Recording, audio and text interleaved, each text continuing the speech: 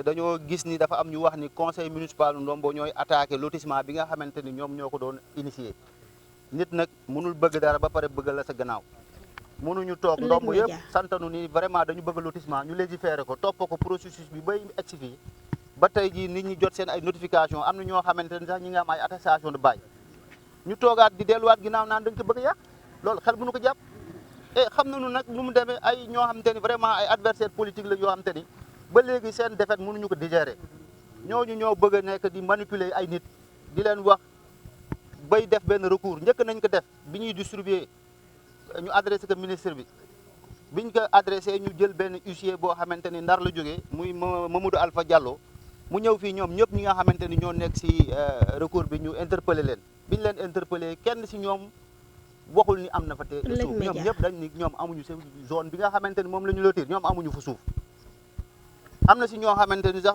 dañu wax ni ñoom xamuñu sax avocat bi donc ce qui veut dire quoi ce qui veut dire c'est du faux et du usage du faux kan moo def loolu parce que nit aussi mënul mandaté avocat ni damay def recours ba pare nga ne xaw ma avocat bi damay def recours fi ngeen di lotir ma koy contesté aw ma fa suuf nit bu amul suuf si place kay waru fa nekk di wax dara donc tey am na ñeneen ñoo xamante ni ñooy def loolu si seen place ñooñu nag dañu waroon am courage yu wane seen bopp ni ñun ñii ñoo ko def moo gën ñuy làqatu si ay ginnaaw nit ñaa dégg di utiliser ay turu jaamur te ñooñu aussi daan leen topp bi ñu paree foofu ñu dem cour suprême yaakaaroon na ni xëy na peut-être bu ñu demee cour suprême rek cour suprême day toog si bureau yi rek tranché ñu organiser benn transport sur les lieux le 4 bi passé barki démb ñu ñëw fii bu ñu ñëwee vraiment xam nañu lan moo xew duñ si sore parce que c'est un dossier qui est devant la justice donc tey dañuy lancer un appel wax ni conseil municipal Ndombo tey la gën a déterminé wu pour conserver lotissement bi parce que rêve la boo xamante ni ñun duñ ko doon xaar depuis très longtemps donc tey dañoo lotir dagg parcelles yi jox ay doomu Ndombo 1600 loolu la ñu am si lotissement bi maintenant lu ñuy wax mooy est-ce que lépp doomu Ndombo moo ko jot li doomu Ndombo jot mooy 1255 sur les 1322 domaine national nag la ñu yor domaine national mooy suuf boo xamante ni Sénégal moo ko moom xëy na si urumu Ndombo la nekk moo tax ci texte bi si loi foncier code 64 loi 64 dafa ni nañu privilégié mooy nañ leen beral loxo ñi nga xamante ni ñoo dëkk Ndombo beral loxo weesootul sur 1322 lots ñu jël 1250 yi jox ko ay doomu Ndombo maintenant leneen li si des nag ñun ñëpp ay sénégalais lañu ku jóge Casamance ñëw fii sénégalais la ku jóge Richard Toll ñëw fii sénégalais la ku jóge Dagana ñëw fii sénégalais la am na ay doomu Ndombo yu am kër Ndar am kër Dakar am kër feneen noonu ñu def ba am noonu ñoonu la ñeneen di def ba am au moins ñu ubbi benn brèche boo xamante ni au moins pour être vraiment démocratique pour ne pas être raciste ñu ne nañu xool ay yeneen doomu sénégalais yoo xamante ni mën nañ si am ñu jox leen donc loolu la affaire bi demee maintenant ñuy contesté nag dañ ni nañu exclusivement nañ jël suuf bi yëpp jox ko ay doomu Ndombo loolu mënul nekk suñ ko defee dañuy def leneen lu bokkul ak lu waa wax loi dafa ni domaine national ñëpp ñoo ko moom mais nag dafa ni nañ privilégié ñi nga xamante ni ñoo fa dëkk privilégié weesootul sur les 1322 lots ñu jël 1255 jox ko ay doomu Ndombo te loolu mën nañ ko vérifier avec le secrétaire municipal qui est là à mes côtés il a le dossier avec moi tous les gens bénéficiaires ñi nga xamante ni ñëpp am nañu kër yor na liste bi ku si bëgg mën nga ñëw mu génne la ko nga xool kenn par kenn mën na la diw mii mooy doomu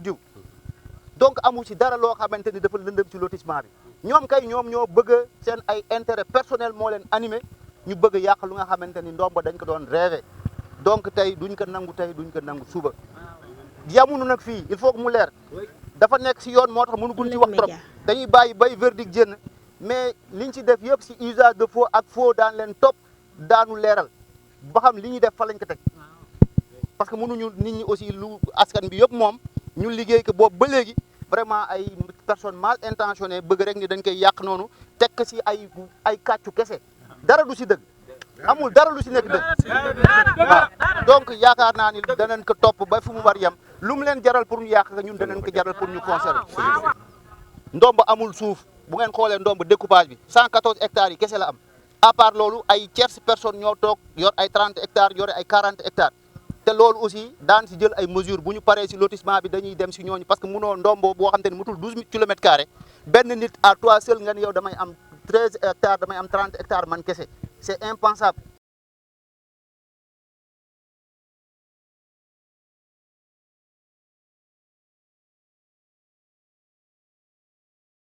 qu'ils ont introduit un recours le jour même de la distribution des parcelles à Saint-Louis.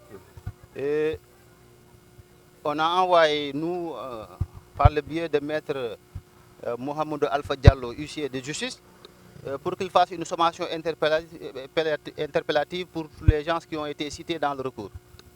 Et à l'unanimité, hein, tous ont dit qu'ils n'ont pas de terrain dans la zone lotie. Et c'est incompréhensible.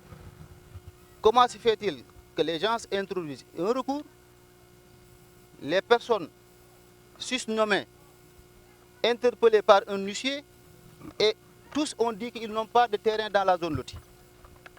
Il y a Anguille sous roche. Donc on comprend qu'il y a des politiciens mal intentionnés qui sont derrière ces gens qui les manipulent. Donc c'est du faux et du usage de faux.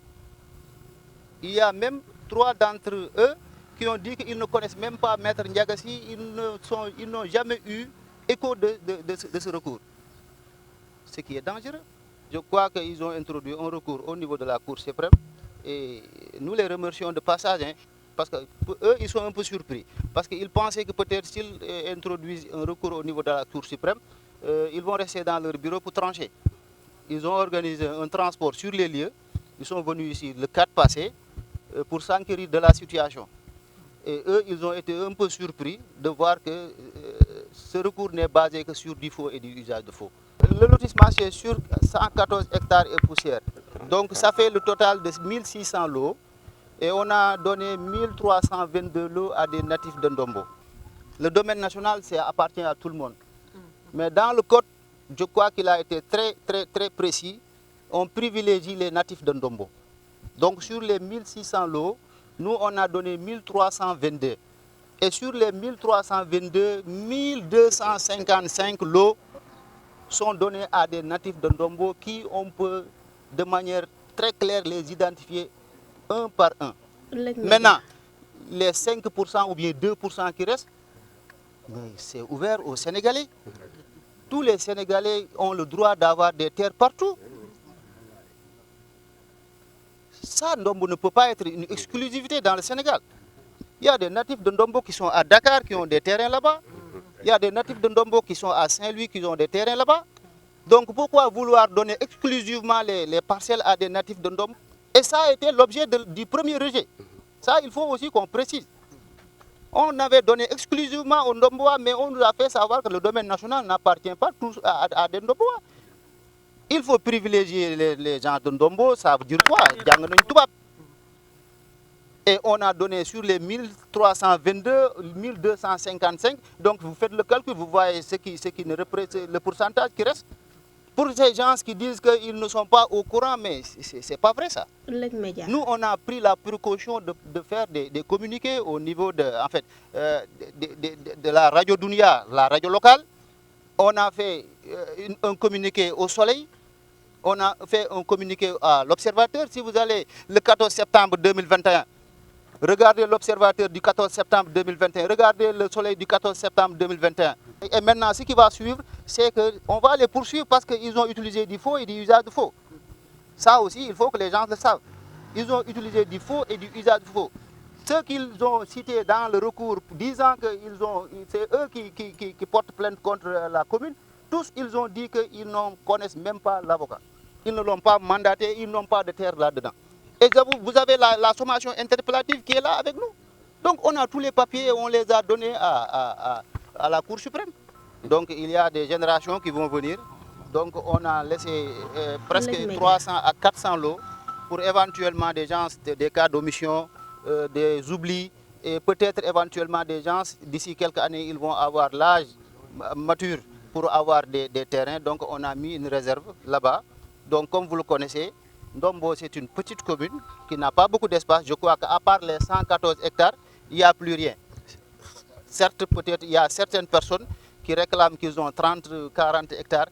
Donc je crois que pour une commune comme Ndombo, des gens qui disent qu'on a 30 hectares, la municipalité ne va pas l'accepter. Donc si on termine avec ce lotissement, vraiment on va essayer au moins de voir avec ces gens comment on va faire pour qu'au moins ces terres-là soient restituées à la commune et qu'on puisse les distribuer aux natifs de Ndombo.